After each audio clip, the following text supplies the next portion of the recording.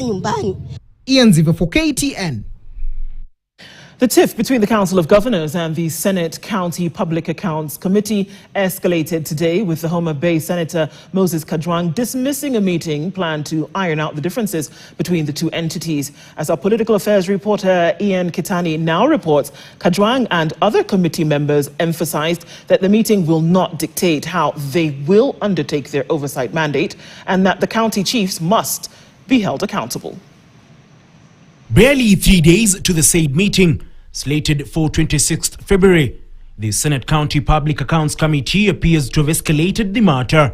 Committee Chairperson and Homa Bay Senator Moses Kajwang has played down the importance of the planned meeting, terming it a tea session. The meeting of 26th is just a tea drinking session. It is not mandatory. It does not determine how this committee is going to progress with its work. The senators insist that the meeting will neither stop the committee from undertaking its mandate, nor shield the county chiefs from being held to account. We shall not do any kangaroo meeting with Council of Governors.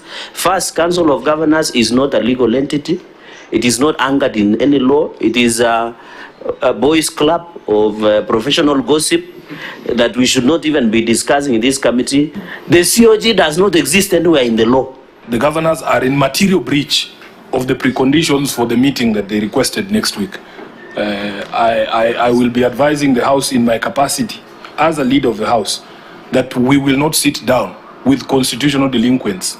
With the governors banking on the senators to back their bid to increase the equitable shareable revenue to 534 billion in the next financial year, the senators have slammed the county bosses of double spec. Why is it that governors are more willing, more excited to come and lobby us for the increment in equitable share, but they don't want, a number of you don't want to come and account for?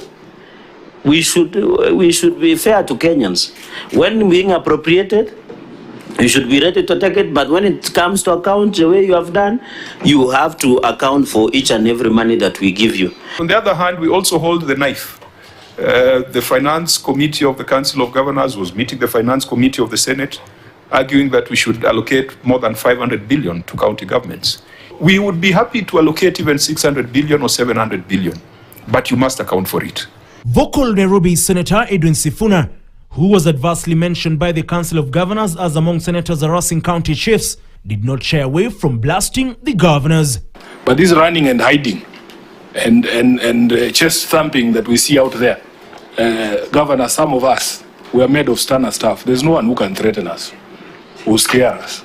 Tell those colleagues of yours, the Council of Governors, you can't intimidate Sifuna or indeed any senator in this republic.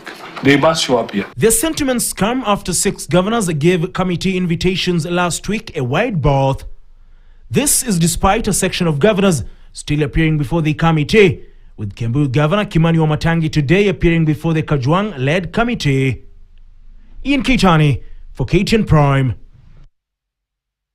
And coming in from that report from Ian Kitani,